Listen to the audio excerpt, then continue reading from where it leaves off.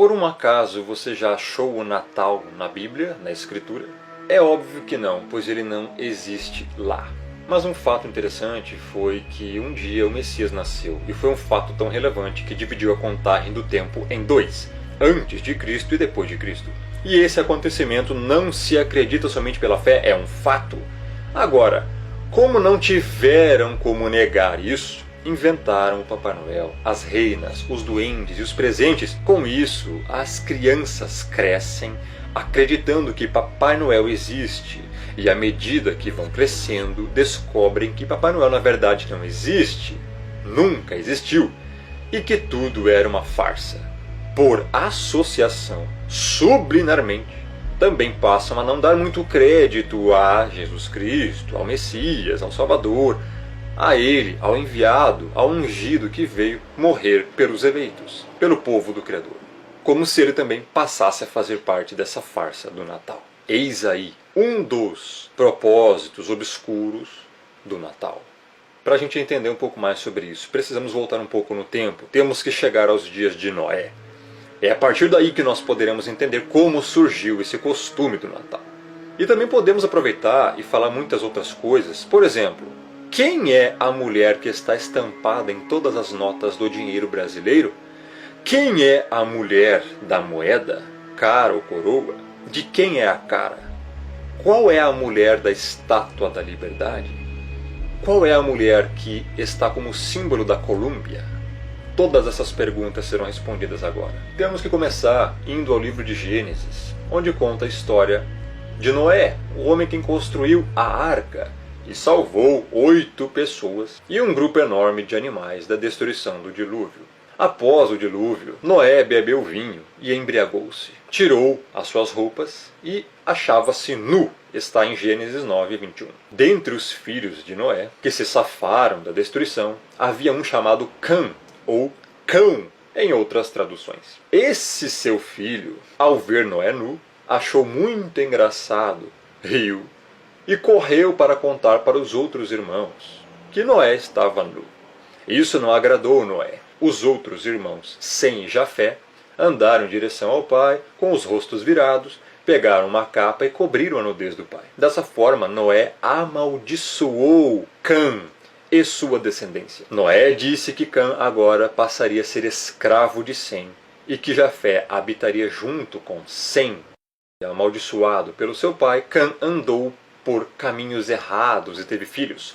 Um de seus filhos se chamava Cuxi. Este conheceu e casou-se com uma mulher chamada Semiramis, que era uma mistura aí de Jezabel, esposa de Acabe, com uma Hillary Clinton. E dessa união nasceu Nimrod. Nimrod foi a personificação da desobediência.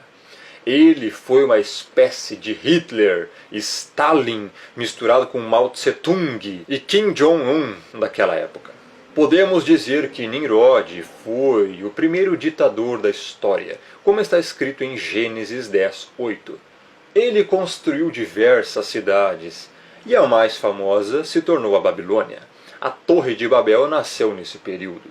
Ele foi o primeiro líder a se auto-intitular Deus. Nesse avanço de Nimrod como senhor do mundo, entre aspas, já naquela época, construindo as cidades, juntando as pessoas em grupos num só lugar, o que era contrário ao que o Criador mandava fazer, pois o Pai mandava para serem fecundos e que se espalhassem sobre a face da terra. Nimrod cultuava a quem ele dizia que era ele próprio, neste caso, o Sol. Ele se intitulou como sendo o Deus Sol. Esse homem, não ficando apenas nas aberrações que fazia, nas idolatrias que promovia e nas orgias que praticava e incentivava, se apossou da própria mãe. Sim, vou repetir se você não entendeu. Nimrod se apossou sexualmente da própria mãe.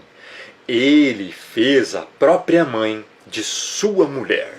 Semiramis então deteve para si o título de deusa, porque o seu filho e marido, ao mesmo tempo, dizia que era Deus.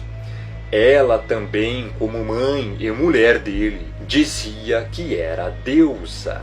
Inclusive, ela mesma buscava reverência para ela, como se ela fosse a lua.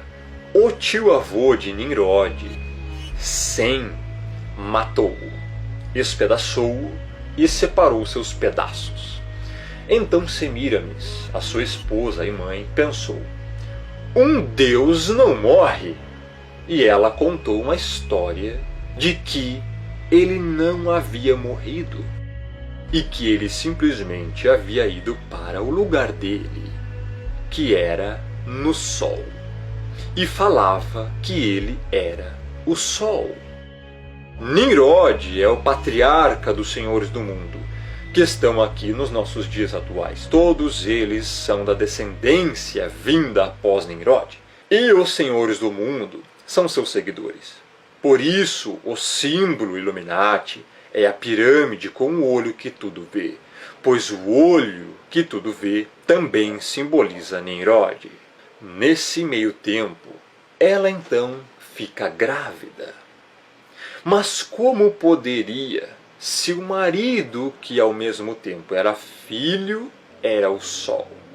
Então ela contou mais uma história mítica, mais mirabolante ainda. O Deus Sol me engravidou. Vou conceber um fruto do espírito do Deus Sol. Mas na verdade é óbvio que ela tinha feito um filho fora do casamento. Isso é mais do que lógico. Semíramis era uma mulher que não valia nada e hoje é homenageada por todo mundo. Era uma prostituta. Após a morte do marido, grávida, dizia que seu filho, que iria nascer, era o Filho de Deus e colocou nele o nome de Tamuz. A Bíblia fala de Tamuz em Ezequiel 8, 14 e 18. Levou-me à entrada da porta da casa do Criador, que está no lado norte. E eis que estavam ali mulheres assentadas chorando a Tamuz. Vou repetir. Eis que estavam ali mulheres assentadas chorando a Tamuz. Disse-me: vês isto, filho do homem?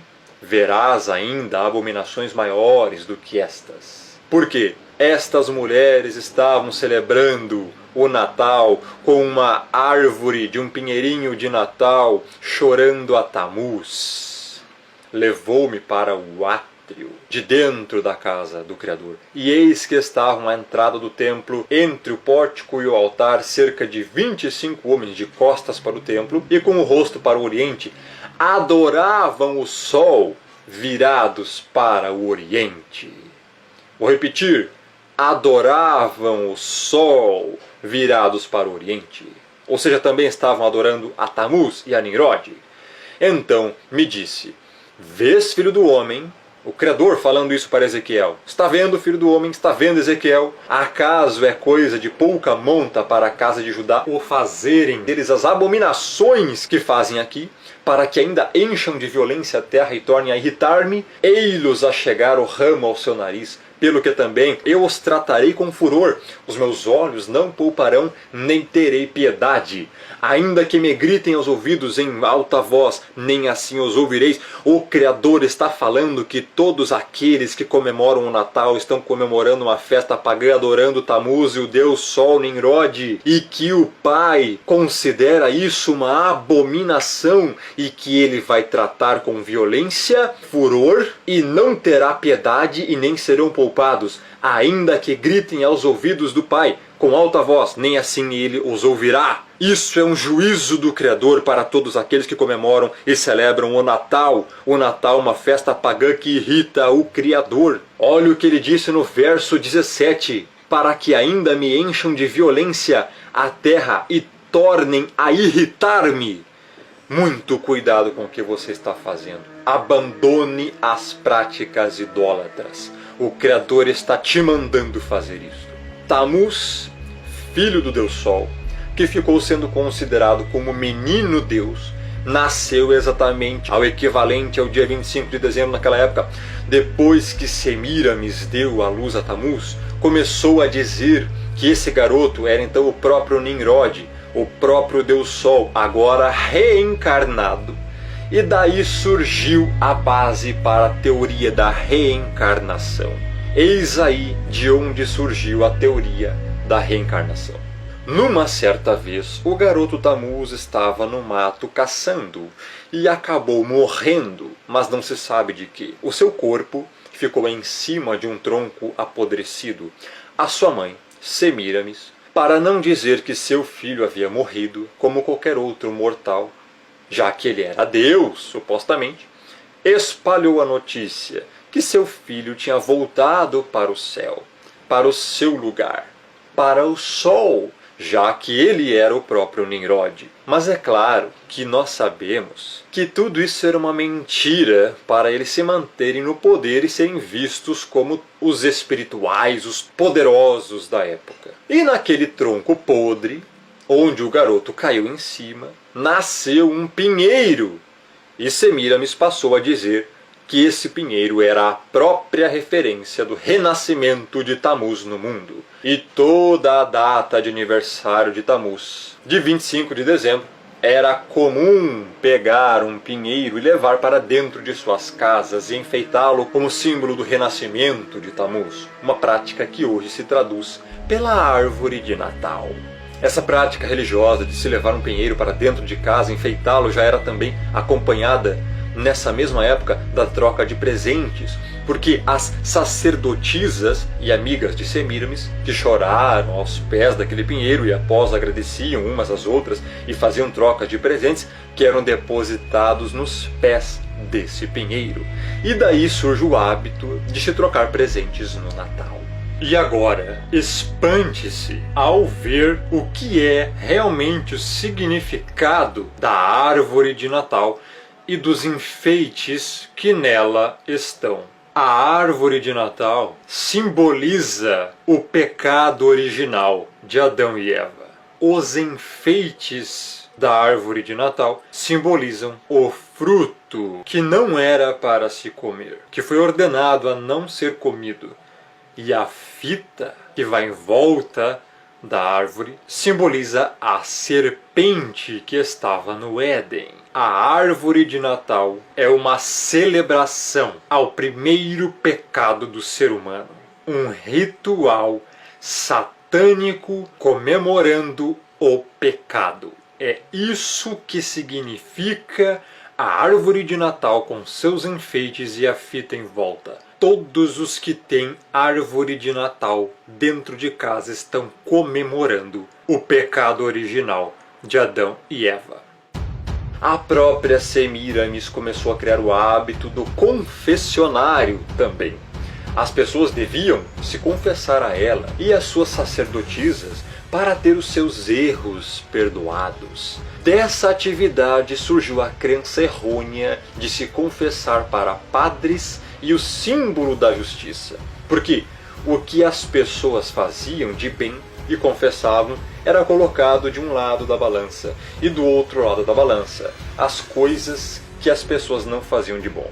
Ou seja, de ruim era colocado do outro lado do prato da balança. E aí haveria que ter justiça para qual lado da balança pesaria mais. É por isso que até hoje o símbolo da justiça é Semíramis. Da crença e das organizações de Semíramis surgiram todos os fundamentos para tudo o que se diz respeito à religião ainda nos dias de hoje. E dando sequência ao assunto sobre quem é a mulher da nota e da moeda brasileira e quem é a mulher da Estátua da Liberdade, parece mentira, mas não é. É Semíramis, a mulher da nota e da Estátua da Liberdade. Pense bem, que homenagem poderia ser maior que essa para os senhores do mundo? Pense comigo, qual homenagem seria maior do que colocar no dinheiro o rosto de quem está sendo homenageado? Você já imaginou a importância para os senhores do mundo isso? Porque Semíramis foi a padroeira, foi a mãe dos senhores do mundo nesse sentido. Eles acreditam que quanto mais louvarem e adorarem os seus deuses, mais poder lhe será dado. Por isso fazem isso. Nimrod é o antecessor da elite global, dos Illuminati, dos senhores do mundo, que hoje governam a Terra. Ele criou a Torre de Babel, da qual o Criador expulsou todo mundo, confundindo as línguas. Mas agora, a elite global está tentando reverter o quadro e retornar de onde pararam, pois é isso que eles querem, voltar ao ponto em que foram interrompidos, porque Nimrod trabalhava já naquela época para um governo único mundial, para um sistema globalizado. Ele unia todos em um só povo, uma só língua. Mas o Criador interferiu e espalhou todo mundo. O Pai interrompeu esse processo, tirou o rio do curso, vamos dizer assim. Mas agora, nos dias atuais, eles tentam voltar novamente a uma única religião, um único idioma e um único governo mundial. Um único falso Deus. O anti-Messias, assim na Bíblia, denominado como o Anticristo.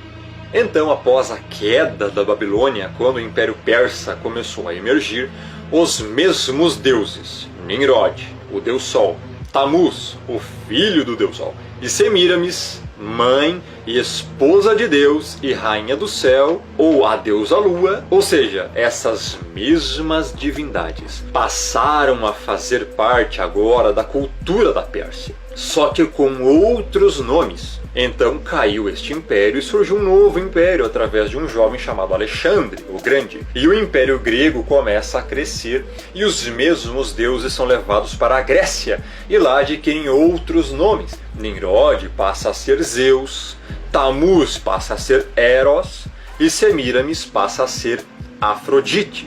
No Egito, Nimrod passa a ser Osíris, Tammuz passa a ser Horus e Semíramis passa a ser Ísis. Depois do Império Grego, surge o Império Romano e acontece a mesma coisa.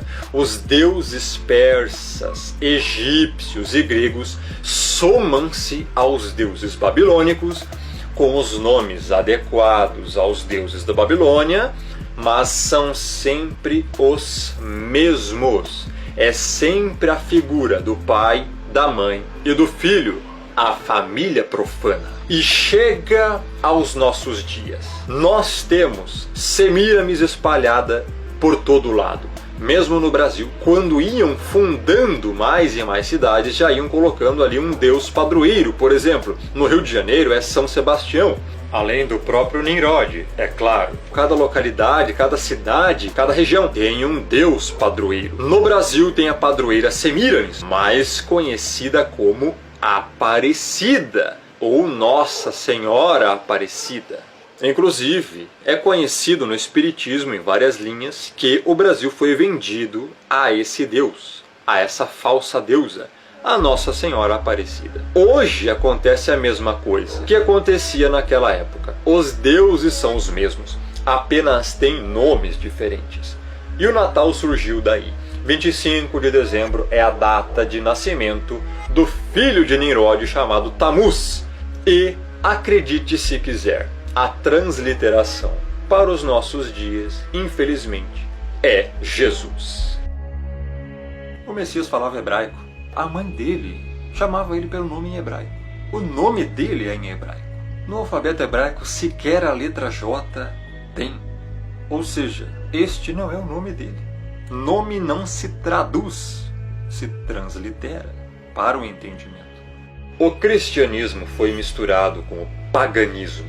Foi no século V que a seita romanista ordenou que se observasse o nascimento de Cristo, assim nominado Cristo, no dia 25 de dezembro, o dia da antiga festa romana do nascimento do Sol. Um dos nomes do Deus Sol. Nenhum investigador honesto pode negar esses fatos claros. A palavra greco-romana Cristo, que vem de Krestos, significa crista. É por isso que você observa no capacete romano dos soldados o símbolo do seu deus, o deus Mitra, o deus Sol, a crista do capacete romano. É por isso também que você vê na cabeça de alguns deuses romanos, inclusive do próprio Mitra, a crista, que significa exatamente os raios do deus Sol Invictus. Eles querem dizer que a palavra Cristo significa ungido, mas na verdade não é. A palavra ungido em hebraico é Mashiach. O que você precisa entender é que existem duas pessoas, uma é verdadeira e a outra é falsa, pois foi criada pelo paganismo e adotada pela seita romanista. Existe um Jesus Cristo que foi inventado por Roma, e existe o Messias, o Salvador, o Cordeiro, que é o verdadeiro enviado, que morreu na cruz pelos eleitos, pelo seu povo. Um é falso, o outro é verdadeiro. Esse Jesus Cristo é Mitra, o verdadeiro Messias, o verdadeiro Salvador, o verdadeiro Cordeiro. Não tem nada a ver com a religião, não tem nada a ver com o Natal e não tem nada a ver com esses nomes paganizados, aportuguesados, blasfemos e heréticos que foram introduzidos na religião cristã. Quando você celebra o Natal, está efetivamente participando de um antigo ritual de culto a um Deus Sol, nada menos que um sacrilégio idólatra.